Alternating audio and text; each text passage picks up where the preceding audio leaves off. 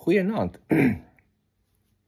Vanaand gaan ek so gou 'n stukkie doen oor verskille wat ek opgetel het tussen die Suid-Afrikaanse weermag en die Amerikaanse weermag toe ek hier begin het. Ouens het my gevra ek moet vertel van interessanthede wat ek kon sien wat nou tegnologie gewys of wapen gewys of so wat verskillend is wat ons ken in SAW en wat ek hier gesien het. En ek wil net vanaand twee goeters aanvat. Die eerste een is te doen met kommunikasie uitrusting. So hier in 2002-3 daar rond het George Bush Suid-Afrika kom besoek. George Bush Jr. toe hy president was. En deel van sy besoek is nou die president van Amerika Suid-Afrika besoek en stuur gewoonlik so 4 of 5 C5 Galaxies of 'n paar C-17's in met uitrusting eerste. So sy voertuie is afgelaai, die Beast, sy hele konvooi karre, hulle laai af kos, water, petrol, alles. Hulle gebruik absoluut niks van Suid-Afrika nie. Saam met daai uitrusting is groot klomp kommunikasie uitrusting. Daar's kommunikasie, radio's, jammers, al die tipe van goed kom saam. So, nou kom land, dit is nogal eintlik 'n funny dag gewees. Nou kom land die vlos die C5 Galaxy daar op Waterkloof. Ek was bevelvoerder van 504 eskader op die stadium, so my job was die basis security gewees, so ek was in bevel daar. En so ek moes alle cargo wat in en uit die basis gaan verseker dat alles veilig is en die tipe van ding. So hulle kom, nou stuur ek my, nou begin hulle die goed aflaai. Klomp skerp oukies daar wat van die US Air Force wat hulle laai al die uitrusting af met forklifts en goeders. En nou voor hulle dit kan uit die basis uitvat, moet dit nou eers die customs ouens daar, van die border patrol en customs, hy is daar so. En ons, nou moet ons deur die uitrusting kyk gou-gou. Om te sien dat daar nie iets illegal in die land ingebring word nie. So, hier kom Samuel Dijksman, my Samuel met die honde eenheid. Dat hy sniffel. Man, hy maak elke boks, daar's wapens of plofstof in. Ek sê vir hom, het help nie, bring jou hond hier deur nie. Want hierdie was nou net nadat die invasion van, die tweede invasion van Irak en ook nadat die Afghanistan oorlog aan die gang is. Ek sê vir hom, hierdie C5 het 10-1 laasweek nog wapens en ammo opgevlieg soontoe. En nou kom ek terug, so die spoors gaan jy nou oral en alles kry. So die kans dat jy hier gaan snif op hierdie nuwe katte wat gelaai is, ammo reke kry is baie goed, spesifiek vir hond. So nou moet hulle 'n paar bokse oopmaak en ons kan sien of daar nie ammo en wapens in is nie. En hier's nou 'n paar bokse, spesifieke, sulke groot, dit lyk soos aktetasse, maar is groot, is dik goeders. En hulle is so groot so sê nou maar 'n carry-on bag wat jy op 'n vliegtuig sal dra, so size. Ons sê nou, hulle moet oopmaak, ons wil kyk. Daar ou sê vir ons, sorry, hy mag nie. Hy mag het gat nie oopmaak, dit is secret equipment. Ons sê, wel, jy kan nie die basis afgaan voordat dit nie oopgemaak is nie. Hy kan nie. Nou het ons 'n kolonel wat ook by is, ek se luitenant-kolonel, daar's nog 'n luitenant-kolonel van basis ops en 'n kolonel wat daar kom. 'n kolonel sê, daar's nie 'n manier dat jy goed die waai voordat ek oopmaak nie. Daar sê, okay, dis fyn, ek verstaan wat julle sê, maar ek mag dit nie oopmaak nie, so ons gaan dit nou maar eers net jou, ons sal net reël. Die ou stap weg, en hy bel, dit was 'n kaptein of 'n majoor gewees van die US Air Force. Hy maak 'n foonoproep, en ek sê, seker 10 minute later, die kolonel wat saam met ons is, hy kry 'n oproep. Al wat ek hoor is, ja minister, nee minister, reg minister, goed minister, totsiens minister, al wat ek hoor.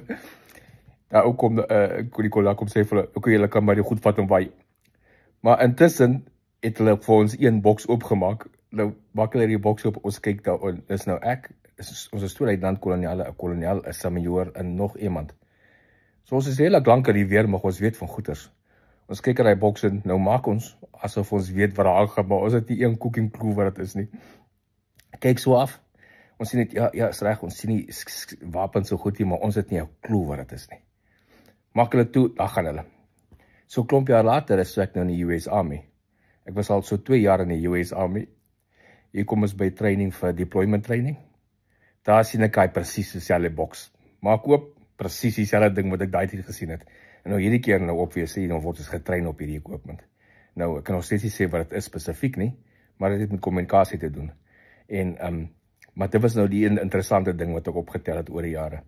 Die ander interessante ding, onthou op die Ratel 20's, daai 20 mil kanonne van ons op die Ratel 20's, hulle het dieselfde kanon op die Rooiveld gaan sit.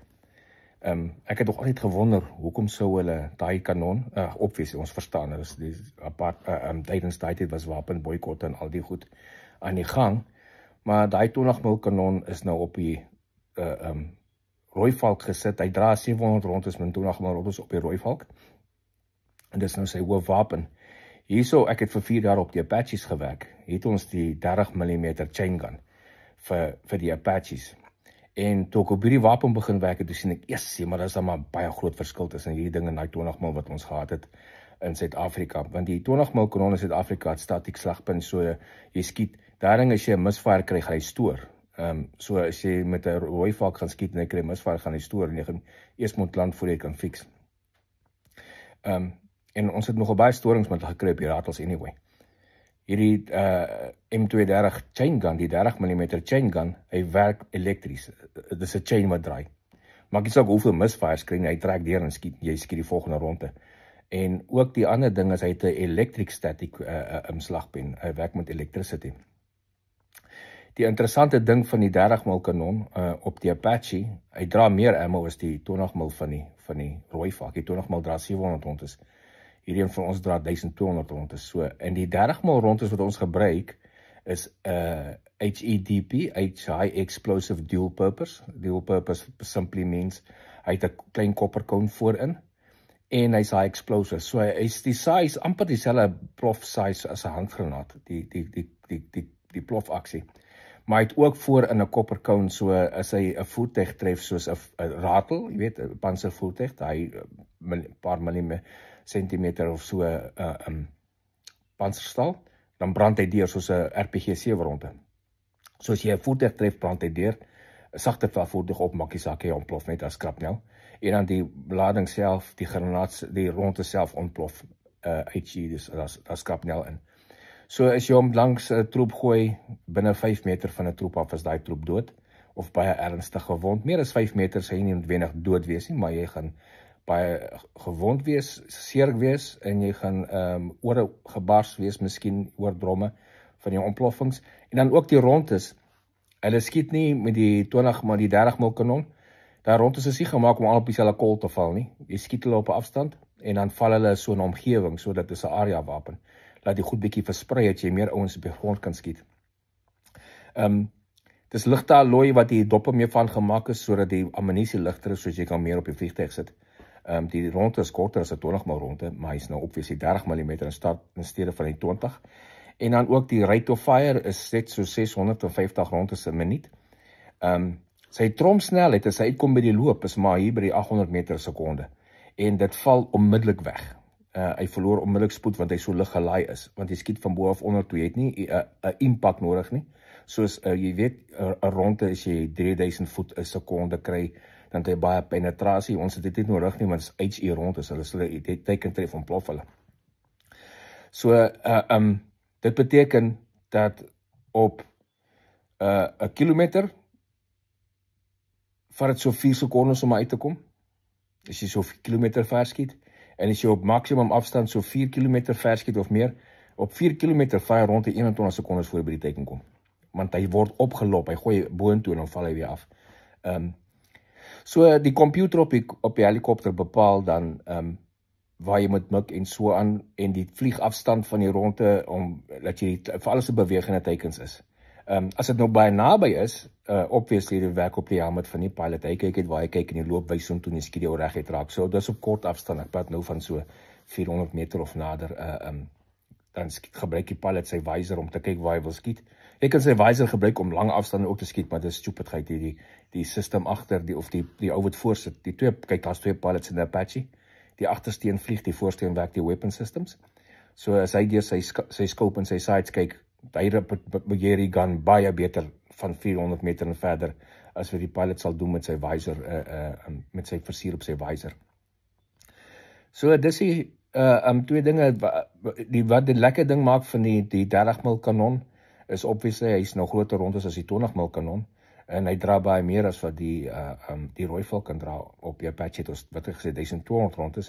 En dan skiet sarsies tussen 10 sarsies, of 20 sarsies. En as jy die knop een keer inhou, dan jy stel hom, dan skiet hy 10 sarsies, of jy hou die knop in, dan skiet hy 20 skote sarsies. En dan, soos ek sê, die rondes vlieg hoog, ver, stadig, en dan dryf wat die teiken, en dis granaat-size ontploffings in die omgewing. So, jy wil nie lekker regtig op die grond wees as hulle daai goed in die lug het nie. Dis dan basies die twee interessante goed wat ek opgetel het. Ek sal later daar's nog baie ander goed wat ek gesien het in tyd. Ek sal later 'n bietjie praat oor die nagsige en alle ander goeters. Jy kan ook as jy wil komment los as jy spesifiek oor 'n spesifieke item wil weet, en sal ek kyk watter goed kan ek vir jou gee. Ek kan redelik baie informasie gee tot op 'n punt, maar nie verder nie. En dis aan vir vandag. Thank you.